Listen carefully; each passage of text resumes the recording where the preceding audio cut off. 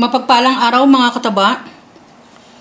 Dahil yung nasiyahan sila dun sa nakaraan na ginawa kong kakanin, gagawa naman ako ng panibagong style ng ating kakanin. Meron akong sinaing dito na mahigit kalahating kilo tong malagkit. Nilagyan ko lang to ng salt at 2 kutsarang sugar. Tapos hahaluin ko yan. Hahaluin natin yung ating sugar. Yan, bagong saing to mga kataba.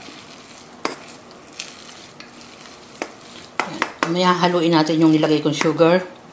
Tapos dito naman, dahil ito ihahalo ko rin to, creme densada to mga kataba, itong ginamit ko, isang latang malaki.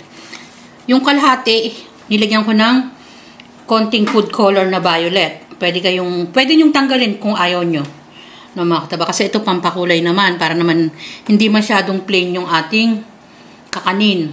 Tapos yung kalahati naman ng creme densada, nilagyan ko ng isang pirasong egg yolk. Kasi ipang-iibabaw ko yan mamaya dito. Pag naisalin ko na yung ating malagkit, no. Pero ito ang gagawin natin dyan, ihahalo natin tong ating violet na creme densada. Mamaya na natin sa idin. Ihalo natin dyan. Tapos, ilalagay ko naman sa oven toaster mamaya yung pang-ibabaw. Tabi natin. Ganyan mga kataba. Haluin natin. Mas makulay, di ba mga kataba? Mas magandang tignan.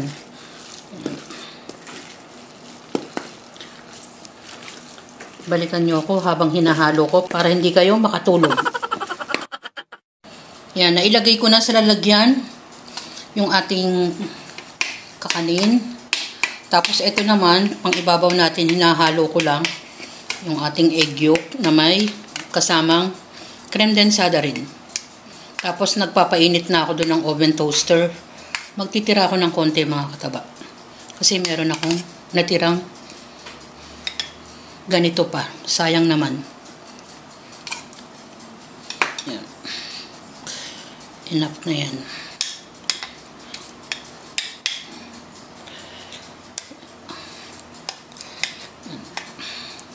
Salang natin sa oven toaster mga 20 minutes hanggang sa maluto yung pang-ibabaw.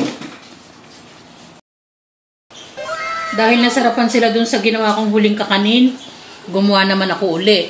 Pero iba naman ang ginawa nating style. Gumamit din tayo dyan ng ating malagkit.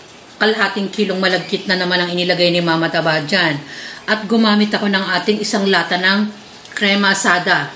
Hinati ko sa 2 at ginawa ko namang pang toppings. Meron siyang egg yolk mga kataba. Ibang klase na masarap yung ating kakanin. Dahil maraming mahilig sa amin sa kakanin. Yan yung mga simpleng ginagawa ni Mama Taba. Mga pagkain na affordable at masarap. Enjoy, kumain at maging masaya.